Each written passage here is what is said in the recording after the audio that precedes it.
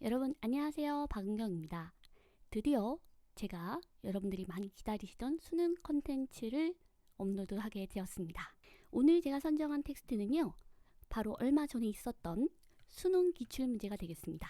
2022년 불수능이라고 부르는 굉장히 어려웠던 국어시험과 관련해서 제가 먼저 비문학을 해설을 해드릴 텐데요. 이 강의는 오늘로써 다 모든 전문항을 해설하는 것이 아니라 비문학 우선 순차적으로 강의가 진행될 예정이니까 여러분들 많이 응원해 주시고 또 좋아요도 눌러주시고 구독 신청도 해주시기 바랍니다. 자, 우선 첫 번째 단락부터 한번 보도록 하겠습니다. 첫 단락부터 쉽지가 않았어요. 항상 첫 번째 단락의 첫 문장에서는 중심 소재와 그리고 가장 중요한 정의가 등장한다고 했습니다. 그래서 여기 부분은 강하게 독해를 해야 된다 라고 말씀을 드렸죠. 그러니까 이 부분까지는 여러분들께서 정확하게 의미를 잡고 무엇에 관련된 글인지를 잡고 머릿속에 메모라이징을 하면서 시작을 해야 된다라는 의미입니다. 여기에서 정립, 반정립, 종합 이렇게 하고 심지어 맞춤표까지 끊어줬어요. 그러면 여기 있는 이 부분, 기억에다가 밑줄까지 쳐준 이 부분이 중심 소재이자 굉장히 우리가 지문을 이것을 읽고 마무리하는 그 순간까지 떠올려야 하는 굉장히 중심축이 되는 키워드라고 할 수가 있겠죠. 그래서 그냥 이런 게 있네. 그냥 그렇게 동그라미 탁 치고 넘어가면 안 되고 이게 뭘 의미하는지 어느 정도는 들여다봐야 된다. 왜냐면 첫 번째 문장이기 때문에. 자, 그래서 이게 변증법의 논리적인 구조래요. 그냥 변증법이 아니라 논리적인 구조입니다. 그죠? 변증법의 논리적 구조니까 구조가 가장 힘줘서 읽어야 되는 키워드이죠. 저라면 이걸 먼저 쳐다보면서 지문의 흐름이나 아니면 지문의 내용을 예측할 것 같습니다. 게다가 우리가 배웠던 세트 단어가 등장을 하죠. 정립과 반정립이라는 세트 단어가 등장을 합니다. 대립되는 키워드들이 있으면 무조건 여러분들 세트 단어라고 보시고 이 대립된 키워드가 굉장히 지문 내에서도 핵심 키워드로 많이 사용이 되고 선지를 판단할 때도 굉장히 매력적인 장치로서 활용이 되기 때문에 그 키워드로 딱 시작되는 순간 이게 포인트구나.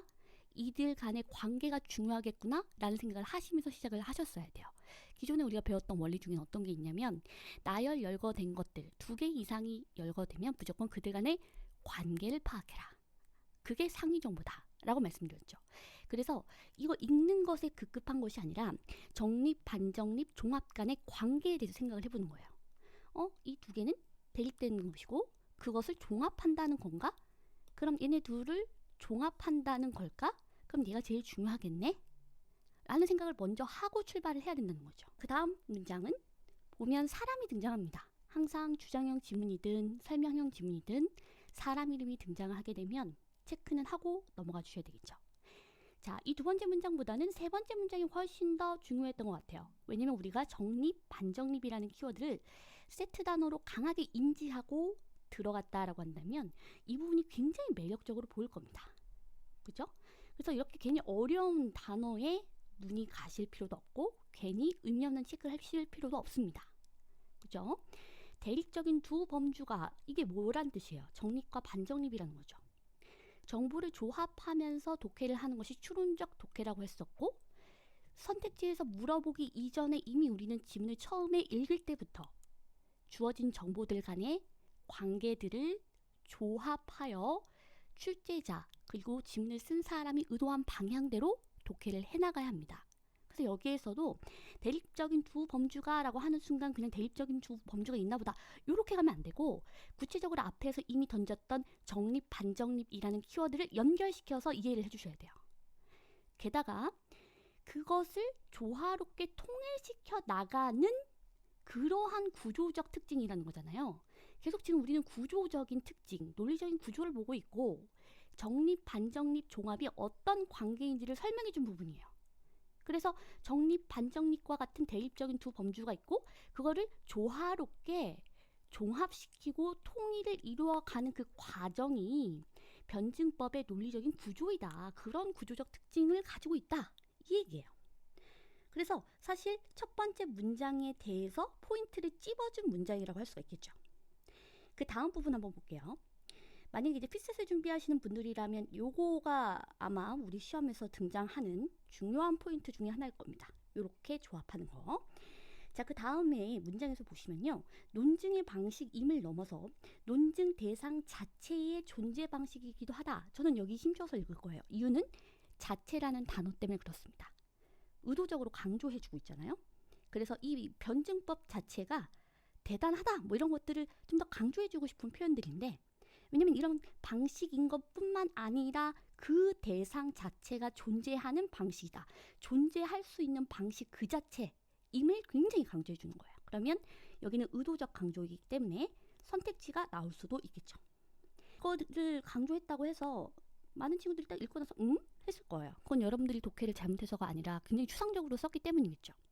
중요하다면 분명히 그것을 상술하고 구체화하는 부분이 뒤에 나올 겁니다. 그러니까 글을 읽을 때 이게 센 거 같은데 무슨 말인지 모르겠어 하면 빨리 다음으로 넘어가 줘야 돼요. 괜히 그 문장에서 추상적인 의미 가지고 고민하시지 마시고. 왜냐면 어떤 단어가 나와요? 즉이 나오죠. 즉은 의도적인 강조이고 앞문장을 그대로 풀어 써주는 부분이라고 했잖아요. 왜 풀어 써주겠어요? 중요하니까 풀어 써주겠죠. 자, 여기서 볼게요. 여기에 이렇게 쉼표가 있습니다. 저는 이게 너무 중요한 부분이었습니다. 자, 세계의 근원적인 질서인, 이게 수식해주는 게 이념이죠. 작은 따옴표로 이념이라는 키워드를 강조해주고 있어요. 이념의 내적 구조도 하는 순간 우린 뒤에 뭐가 나올 거라는 걸 예상할 수 있죠. 그쵸? 뭔가 내적 구조도 이것도 저것도 이렇게 해서 뭔가 나열하겠죠. 그 다음에 또 하나, 내적이라는 단어가 나왔으니까 뒤에는 무엇과 관련된 거? 외적과 관련된 단어가 나오겠죠.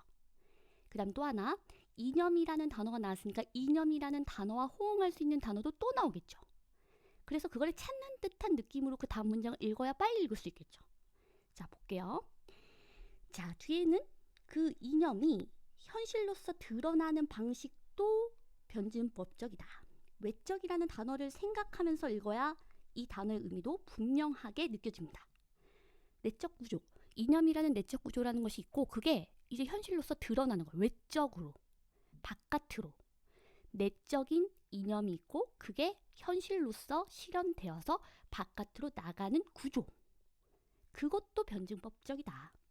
그러면 저는 이게 또 대립된 범주였어요. 그렇죠? 내적인 구조이고 외적인 방식이잖아요. 그러면 또 이것도 조화로운 방식으로 통일된다라는 거. 그게 지금 변증법적 논리적 구조인 거잖아요. 자, 그러면 이념이라는 단어 잡았으면 그거랑 호응하는 단어를 잡아줘야 되겠죠. 어떤 거 잡을 수 있을까요? 현실이라는 단어. 여기서 못 잡았어도 괜찮아요. 뒤에 한번 종합해줍니다. A와 B. 그러면 요게 이념, 요게 현실이라는 얘기잖아요. 그래서 이념과 현실은 하나의 체계, 종합해서 하나의 체계를 이루고 이 두 차원의 원리를 밝히는 논증도 변증법적 체계성을 지녀야 된다. 제가 느끼기에는 똑같은 얘기를 계속 반복해서 해주고 있어요. 다시 정리해 볼게요. 첫 번째 문장이 그래서 굉장히 중요했던 겁니다. 정립, 반정립, 종합. 항상 우리는 지문에서 첫 번째 문장과 첫 번째 단락에서 중요한 포인트를 잡고 예측하는 독해를 하는 게 굉장히 중요하다고 했죠. 정립과 반정립이 대립되네, 그게 종합된다는 거네. 여기에서 의미를 먼저 잡고 시작한 사람과 그렇지 않은 사람은 굉장한 차이가 벌어질 수밖에 없습니다. 그 다음에 그래야지만 이 세 범주라는 걸 보면서 여기랑 딱 연결을 할 거고, 대립적인 두 범주, 이거 두 개 얘기하는 거네. 조화로운 통일을 이루어가는 것, 그럼 점차 통일을 이루어가는 과정이니까 종합으로 나아가는 것을 강조하고자 하는 글이구나. 그 다음에 또 하나는 이념의 내적 구조, 그 다음에 현실이라는 외적 방식. 이 두 차원, 역시 이 두 차원이라고 했을 때 찾아야 돼요. 어떤 차원이지? 이렇게. 이념과 현실. 이 두 차원의 원리를 밝히는 논증의 그 과정도 변증법적 체계성을 지녀야 된다. 다 똑같은 얘기하네. 세 번에 거쳐서 필자가 얘기하고자 하는 바를 강조해주고 있는 거예요. 그래서 이 첫 번째 단락을 읽으셨을 때 이 단어 하나를 이해하는 데 있어서 중요한 포인트를 반복해주고 있으니 첫 단락이 끝났을 때쯤이면 정립과 반정립 종합 중에서 제일 강조한 건 종합이겠구나 라는 생각을 하고 두 번째 단락으로 넘어갔어야 합니다. 항상 제가 얘기를 드렸어요. 결과적으로 2개 이상 무언가를 나열하면 필자는 그 중에서 제일 강조하는 게 있다 라고 말씀을 드렸죠. 자, 그 다음에 두 번째 단락 한번 보도록 할게요. 해겔이 계속 나오고요. 이번에는 이제 미학도 이렇게 변증법적인 구성된 체계 안에서 다루고자 한다 라고 얘기를 해주고 있어요. 그러면서 예술, 종교, 철학 이렇게 세 가지를 얘기해주고 있는데, 이 예술은 종교, 철학과 마찬가지로 절대정신의 하나의 형태이다. 절대정신은 이념을 인식하는 인간정식의 영역이다. 그래서 이미 우리가 앞에서 이념이라는 내적 구조 봤죠. 그게 또 나와요. 자, 앞에서 나왔던 거랑 연결 지으면 앞에서 나왔던 단어가 다시 한번 나오면서 정보가 조합되면 그 중요한 거라고 그랬죠. 근데 이념을 또 어떤 단어로 풀어주고 있어요? 절대정신으로. 그러면 이렇게 연결되고 있다는 게 굉장히 중요하겠죠, 지금. 자, 그래서 추론적 독해를 한다고 한다면 이론을 이념이라는 것을 절대정신과 연결해주고 있네. 절대정신 하면 이념으로 바로 번역할 수 있어야 되고, 이념 하면 절대정신으로 바로 번역할 수 있어야 되겠죠. 자, 그 다음에 이 세 가지의 영역은 절대적인 진리를 동일한 내용으로 하며, 이 동일한도 수험에서 굉장히 좋아하고 선호하는 단어라고 했습니다. 동일하다 혹은 동일하지 않은 것, 차이가 있다 라는 키워드, 그 다음에 유일하다, 이런 키워드들도 항상 우리 수험에서 중요하게 다뤄지는 키워드라고 했죠. 피셋에서는 제가 피셋어휘라고 했지만 이제 수능에선 수능어휘라고 할게요. 그러면 수능에서도 항상 중요한 의미를 담고 있고 선지화될 수 있는 키워드라는 거예요. 그래서 절대적 진리, 절대 정신, 이념이라는 것까지는 이 세 영역이 동일하대요. 그리고 공통점과 차이점 중에 공통점이 훨씬 더 중요한 정보입니다. 그럼 여러분들 머릿속에 일단 공통점을 언급해주고 있는 순간 여기에서 선택지가 나오겠네? 라고 예측해주면 좋을 것 같아요. 하지만 형식, 인식을 하는 형식에 있어서는 차이가 있다는 거예요. 그러면 예술, 종교, 철학 중에서 또 여러분들이 하셔야 되는 거 무엇이 제일 중요할까? 예측할 수 있죠. 뭐가 제일 중요할까요? 철학의 가능성이 크죠. 순차적으로 우리가 배치를 하는 것도 다 출제자와 그 다음에 필자의 의도라고 했어요. 그래서 세 가지를 나열한 것 중에서 가장 마지막에 나열한 것을 출제자, 필자는 강조할 가능성이 크다고 했죠. 그래서 정말 이 세 가지 중에서 철학을 제일 강조하는지 확인한다는 느낌으로 독해를 해주시면 되겠습니다. 자, 그래서 절대정신이라는 동일한 내용을 바탕으로 확인하는데 형식이 다르다고 얘기를 해주고 있고, 그게 직관, 표상, 사유예요. 그럼 이렇게 나열해주게 되면 직관은 블라블라, 표상 블라블라, 사유는 블라블라와 같은 구조를 얘기해주겠죠. 근데 그걸 다 하나하나 다 보고 있을 시간은 없습니다. 직관이 있고 표상이 있고 사유가 있구나. 근데 이 세 형태는 그래서 각각 따로 설명해 주는 것보다 이거를 종합해서 이들에 대해서 얘기해 주는 것이 더 상위 정보죠. 그러니까 여기를 힘줘서 읽어야 되겠죠. 그래서 다시 한번 작은 따옴표로 의도적으로 강조해 주고 있으니까 여기 부분을 힘줘서 읽기 보다는 이 부분을 읽고 나중에 구체적으로 여기를 물었을 때 다시 오면 되는 거죠. 똑같이 절대정신은 절대정신인데 하나는 직관, 표상, 사유. 앞에서 얘기했던 거 그냥 풀어 써주고 있는 거예요. 왜냐면 절대정신이라는 거는 동일하다고 했잖아요. 절대적인 진리, 절대정신, 이념. 이건 똑같고 방식만 다른 거예요. 직관하는지 표상하는지 사유하는지. 자, 그 다음 문장. 자, 여기보다 이 문장이 가장 중요했어요. 이 단락에서. 해겔에 따르면 직관의 외면성과, 이 외면성이라는 단어 보는 순간 세트 단어 떠오르죠? 내면성이 생각이 납니다. 그죠? 그러면 또 대립되는 범주가 나오는 거예요. 외면성과 표상의 내면성. 대립되는 게 나오면 다시 한번 우리는 종합을 생각을 해야 되겠죠. 그럼 어디에서 종합되냐면 사유에서 종합이 된대요. 여기. 아까 직관, 표상, 사유 중에서 사유에서 종합이 된다고 얘기를 해주고 있습니다.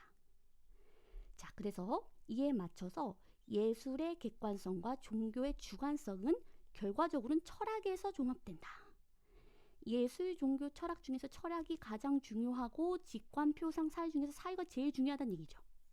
이거는 지금 앞에서 얘기했었던 정립, 반정립, 종합과 연결을 해주는 거죠. 피셋을 준비하시는 친구들도 이걸 보면 무슨 생각해야 돼요? 일반화에 대한 구체화다. 굉장히 매력적인 정보의 조합이고 추론형으로 충분히 나올 수 있는 그러한 독해의 원리라고 할 수가 있겠습니다. 다음 문장 한번 볼게요. 형식 간의 차이로 인해. 그러면 앞에는 뭐가 있었다는 거죠? 형식 간의 차이가 있었다는 얘기고요. 앞으로는 내용의 인식 수준에 있어서 또 차이가 있다는 얘기를 해줄 겁니다. 절대정신의 내용인 절대적 진리는 지금 여기에서 지금 절대적인 진리, 절대정신, 이념 세 개를 다 같이 쓰고 있어요. 그죠? 절대정신의 내용인 절대적 진리. 이 절대적 진리를 동일한 내용으로 하고 있는 것이 예술, 종교, 철학이라고 얘기를 해주고 있고요. 이거를 설명을 하면서 힘을 빡 주고 있어요. 이성적이고 논리적이다.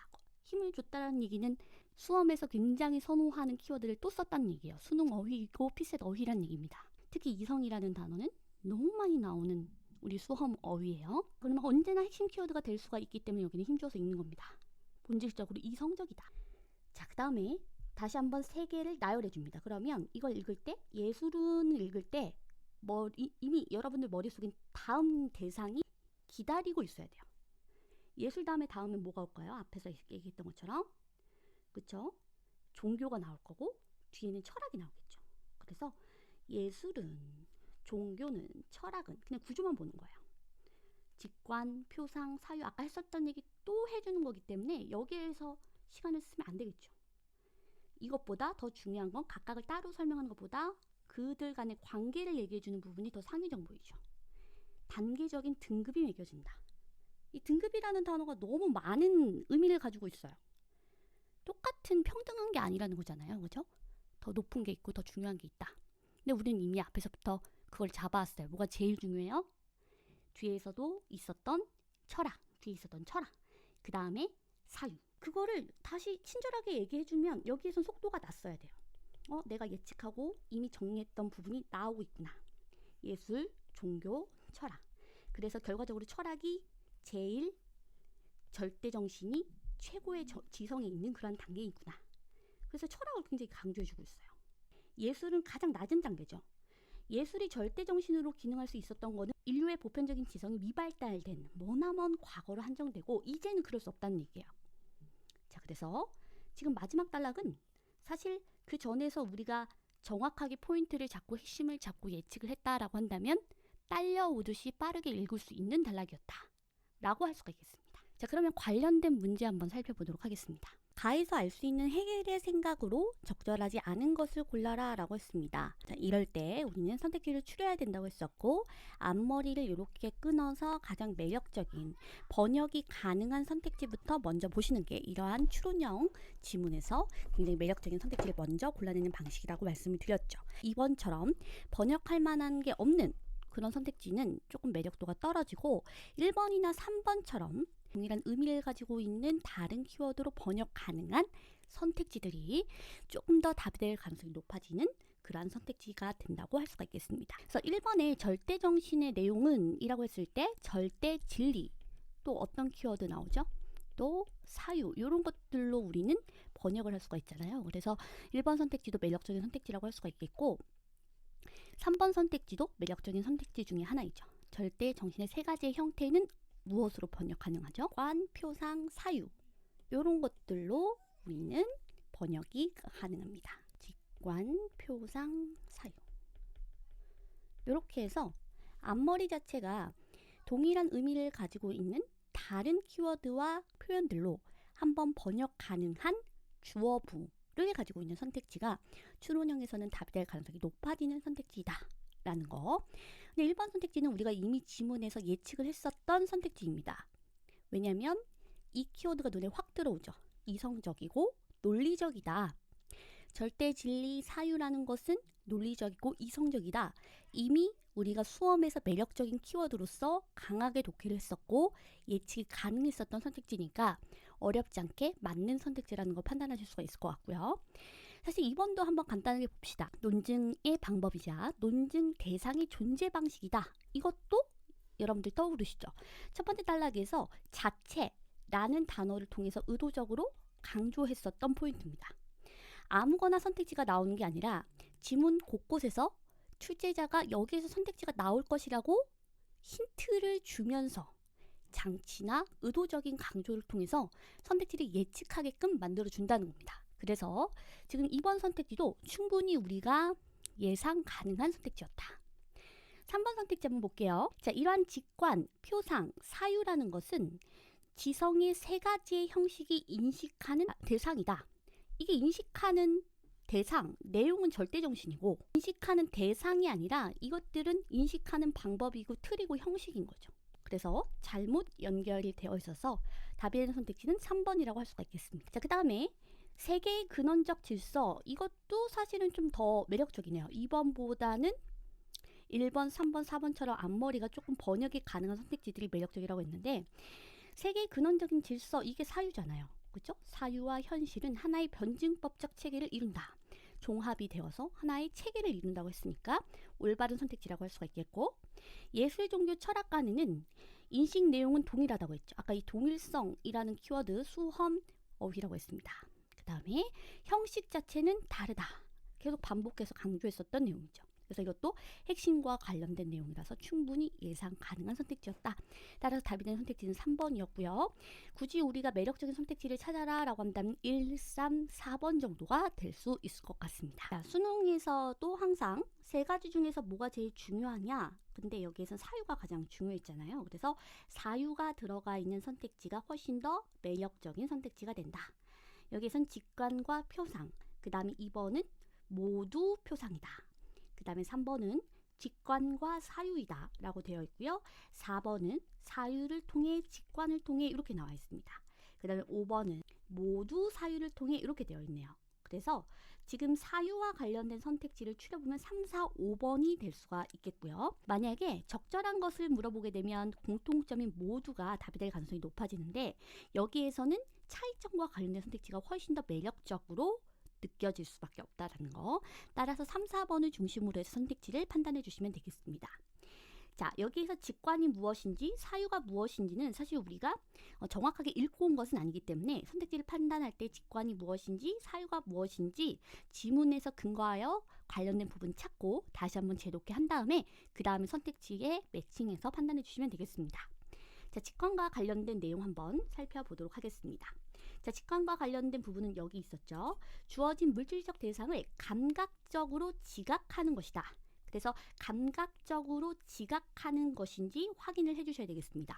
여기에서 그 감각이라는 건 오감각이잖아요. 그래서 여기서 보면 그림을 본다 그러면 시각적인 그런 감각적으로 지각하는 거니까 직관이라는 단어랑 올바르게 연결되었다고 할 수가 있겠습니다. 자, 그 다음에 사유는 어떻게 소개하고 있는지 다시 한번 확인해 보도록 하겠습니다. 대상을 개념을 통해서 파악하는 논리적인 지성이다. 그래서 개념, 논리적인 지성인지를 파악해 주시면 되겠죠. 그래서 개념에 의거해서 이론에 따라서 분석한다라고 했으니까 사유라는 단어와 적절하게 연결되어 있는 선택지라고 할 수가 있겠습니다. 3번 선택지는 올바른 적용이라고 할 수가 있겠고요. 자, 4번 한번 보도록 하겠습니다.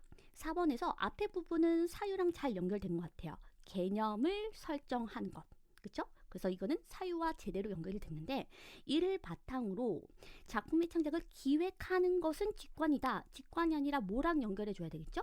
사유죠. 그렇죠? 그래서 사유와 연결해야 되는 그러한 속성을 직관이라는 다른 범주와 바꿔치기 하여서 선택지를 구성한 4번 선택지가 정답이라고 할 수가 있겠습니다. 핏셋과 조금 다른 거는 핏셋은 여기에서 사유를 통해서 선택지를 추리는 게 아니라 반대로 추려야 되겠죠. 그래서 직관이라든지 아니면 표상과 관련된 선택지 중에서 차이점을 언급하고 있는 선택지를 골라준다는 느낌으로 접근을 해주시면 되겠습니다. 이렇게 해서 오늘은요 4번에서 9번까지 해당되는 지문에서 가를 살펴보았고 가와 관련된 문제 두 문제를 살펴보았습니다. 다음 시간에는 여기 있는 나를 한번 살펴보고요. 가와 나에 해당되는 문제 4번, 그 다음에 나와 관련된 문제도 풀어봄으로써 해당되는 지문을 마무리하는 시간을 갖도록 하겠습니다. 자, 이렇게 해서 오늘 수능 기출문제 살펴보았습니다. 다음 시간에 뵙도록 하겠습니다. 감사합니다.